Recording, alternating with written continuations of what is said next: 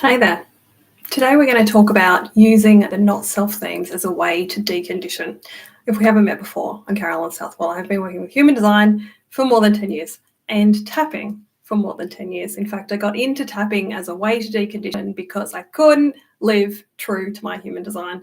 And today we're going to use the reflector as an example. Shout out to my reflectors. We haven't done a live for you guys in the time I've been doing these lives, and I want you to know that I see you. You are not invisible. You are a tiny percentage of the population.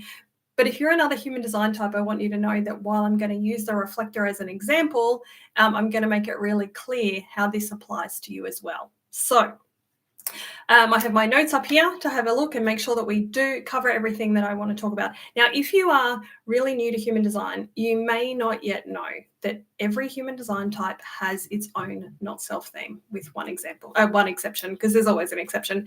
So I'll just run through them quickly. The reflector's not self theme, or the emotion that is here to I'll run through them and then I'll talk about what the not self theme is, just so that we're all like on the same page. So the reflector experiences disappointment. The projector experiences bitterness, also known as resentment. The manifestor experiences anger. The generator experiences frustration. And the manifesting generator, that is a fusion of those last two types, experiences both the anger and the frustration. Now, the not self theme is not here to be a pain in the neck. The not self theme is the emotional experience that you will have when you are out of alignment with your design.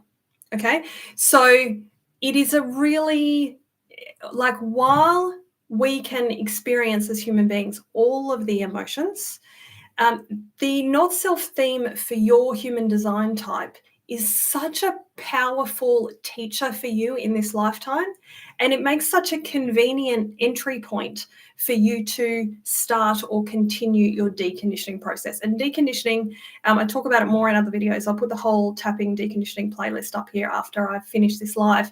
But deconditioning just means like finding and like shedding the layers of the stuff that is in your way of you living true to your design. So while the not self-theme emotion, those things that I listed off, and for the reflector, that's disappointment, they feel really bad. They're actually really here to help because they show you where you're out of alignment. And then if you can see where you're out of alignment, it's like, whoop, okay, now I can put myself back into alignment by following my strategy for my type and my inner authority according to my human design chart. So what I have found is that when people are really struggling to live according to their design, it's like always the case that there is this backlog of unprocessed emotion of whatever their not self theme is. So again, think about your not self theme for your human design type. And if you are a reflector, that means there is a backlog of disappointments. So experiences that you've had in the past where you were really disappointed because things didn't go the way you were hoping. Now, of course, everyone can feel disappointed. It's like we feel all of the emotions as human beings, even if we're not aware of them, even if we're really good at suppressing them, they've been repressed, we stuff them all down. All of us will feel disappointment in our life from time to time, but it's so powerful to zero in on your specific not self theme. Now, disappointment is, if we just boil it down, it's a version of sadness. So what I would encourage you to do if you are experiencing disappointment, especially if you're a reflector, but if you are anyone who resonates with resonated with this title, you've clicked on this video because there was a part of you that's feeling disappointed, and that's what made you click on this video, right? So you can do this work even if you're not a reflector, and your job is to be with the part of you that feels disappointed, to be with that inner child that feels disappointed or sad or let down, and to be with that part of you with love and presence and compassion, like you would a tiny child in distress.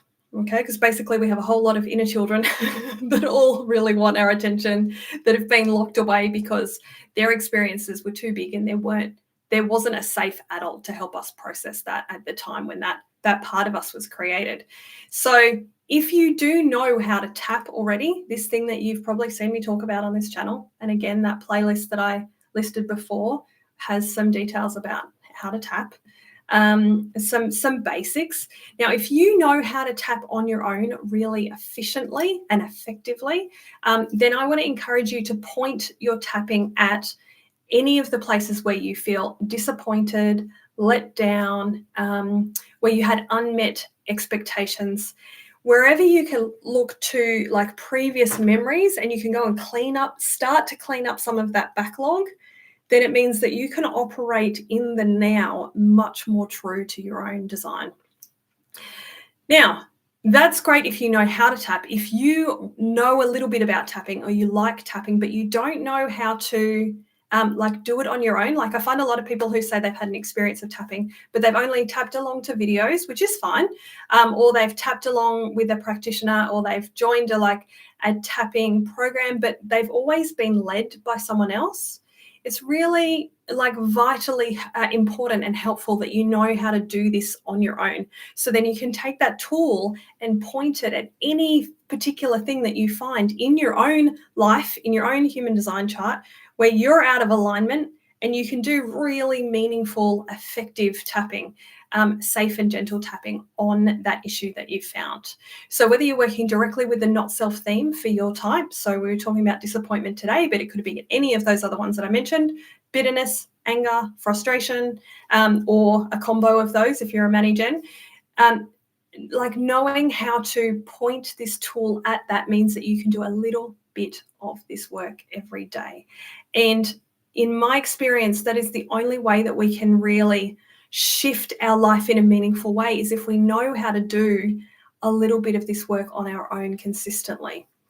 So if you would like to come and learn that with me, that is something that I teach, and I have a wealth of knowledge in after doing this work for a very, very long time. Now, in the video description, what I've done is I've popped in 2 links. There is one for you to jump on my email list. That is where I share, the first place that I share when there's new opportunities to come and learn tapping in a different way, in group formats, in courses, all those sorts of things. That is the very first place that I'm going to share it. And if you know that you would like to jump on a one-on-one call with me and I can teach you directly in a private setting and weave it together with your human design chart, depending on your level of knowledge with tapping, then you'll find a link for my coaching page on my website, and you can just click choose the option for tapping there, and I can start to weave that together. Now, I want to be really clear. There's a couple of things here.